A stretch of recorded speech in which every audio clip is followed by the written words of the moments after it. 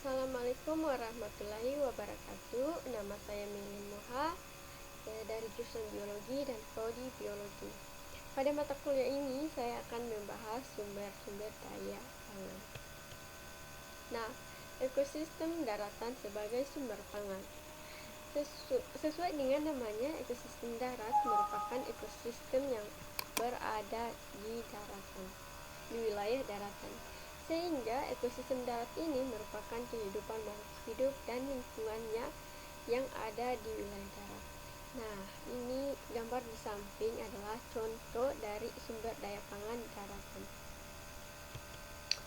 Next, keanekaragaman hayati sebagai sumber pangan.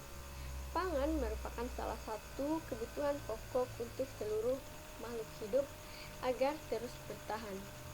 Biodiversitas atau keanekaragaman bermanfaat sebagai sumber pangan untuk memenuhi nutrisi energi bagi makhluk hidup. Manusia membutuhkan makanan sebagai sumber energi agar bisa beraktivitas. Manfaat yang dapat dirasakan manusia terkait keanekaragaman hayati adalah kebutuhan nutrisi yang bisa terpenuhi dengan cukup. Kemudian manusia bisa mendapatkan sumber karbohidrat dari umbi-umbian, jagung, gandum, dan lain sebagainya.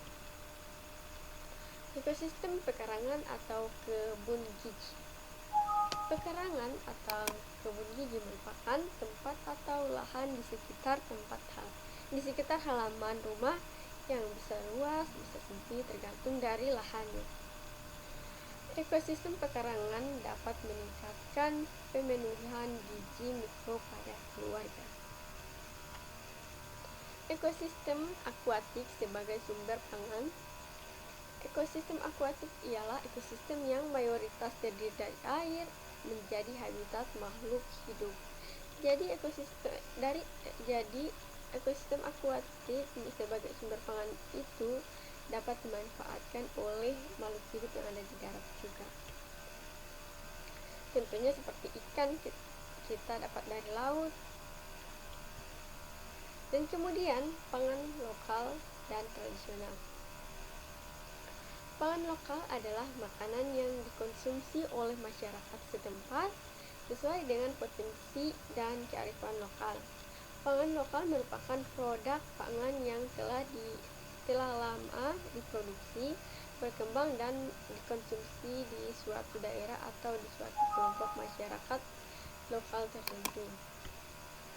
Pangan lokal termasuk di dalamnya pangan tradisional dan pangan khas daerah, mempunyai peran strategi dalam upaya pemantapan ketahanan pangan, khususnya aspek konsumsi.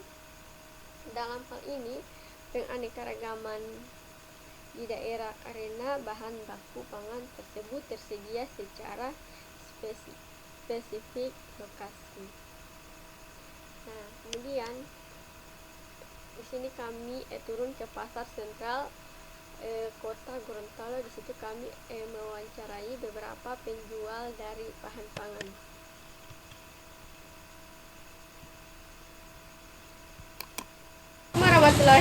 Jadi kami berada di pasar sentral kota Gorontalo. Kami di sini akan mewawancarai beberapa penjual bahan pangan. Next, jenis-jenis sumber daya pangan yang ada di pasar sentral. Nah, pertama kami mewawancarai dulu itu penjual beras. Di sini ada macam-macam jenis beras yang merupakan sumber karbohidrat. Nah, ada beras putih terdiri dari beras superwin, beras yenti, beras bulog, beras ketan, beras pandan wangi. Kemudian ada beras ketan hitam, ketan merah, beras milu atau beras jagung. Kemudian asal sumber bahan pangan dan omset penjualan dari penjualan beras ini. Nah, pedagang beras biasa menyetok beras dari luar daerah, yaitu dari Sulawesi Selatan dan Sulawesi Tengah. Pedagang beras ini menjual beras dengan cara dihitung per liter, 1 liternya itu 9.000, dan rata-rata omset dalam per hari itu dia mencapai 5 sampai 6 jutaan. Lanjut, masih dengan jenis-jenis sumber daya pangan yang ada di pasar sentral. Nah, di sini lanjut di pedagang sayur.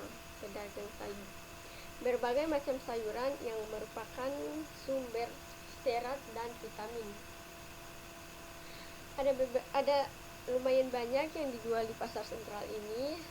Itu jenis sayurnya dari sayur bayam merah, bayam hijau, sayur kangkung, terong, sayur campur, ketimun Belanda, sayur bunga pepaya, labu, sayur kol, wortel, kacang panjang, dan caisim. Lanjut, asal sumber bahan pangan dan omset penjualan sayuran. Pedagang sayuran biasa memperoleh dagangannya itu dari perkebunan miliknya sendiri dan sebagian dari Kota Bagu dan Manado. Sayuran berupa bayam merah, bayam hijau, terong, kacang panjang itu berasal dari perkebunan miliknya. Sedangkan sayuran berupa sayur kol, wortel, ketimun, dan caisim itu berasal dari Kota Bagu dan Manado. Oh iya, ada sayuran yang tidak terjual atau tersisa, mereka mengolah kembali untuk dijadikan sayur campur. Antara lainnya campurannya itu ada wortel, kangkung, kacang panjang. Nah, omset pedagang sayur dalam sehari bisa mencapai 5 sampai 700 ribu per hari. Itu tergantung pembeli, ada tidaknya pembeli. Kemudian jenis-jenis sumber daya pangan yang ada di pasar sentral Kota Gorontalo.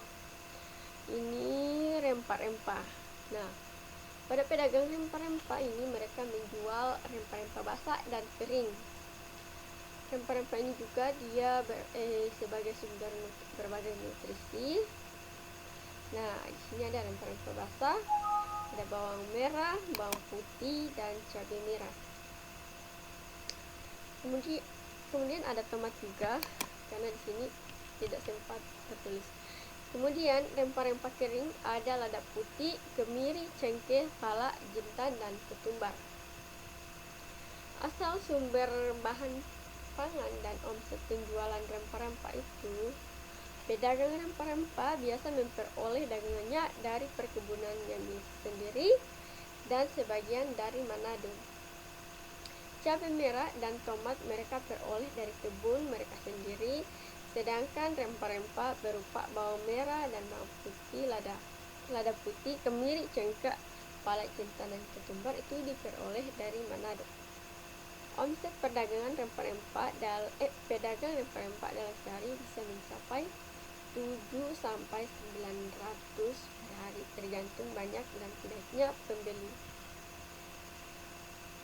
Jenis-jenis sumber daya pangan, masih dengan jenis-jenis sumber itu kami mewawancari juga penjual telur, kacang-kacangan, dan minyak kelapa. Itu semua merupakan sumber protein dan lemak. Asal sumber bahan pangan dan penjualan telur tadi atau minyak kelapa dan kacang-kacangan itu biasa memperolehnya dagangannya dari pedagang lain yang ada di Kota Gorontalo itu sendiri. Telur diperoleh dari pengusaha ayam petelur, sedangkan minyak kelapa dari pedagang lain yang usahanya lebih maju, dan kacang tanah, kacang hijau atau kacang buncis serta kacang buncis diperoleh dari petani langsung. Omset dalam pedagang telur, minyak kelapa, dan kacang-kacangan ini dalam sehari bisa mencapai 900.000 dan sampai 1 jutaan per hari, tergantung banyaknya dan tidak pembeli. Terima kasih.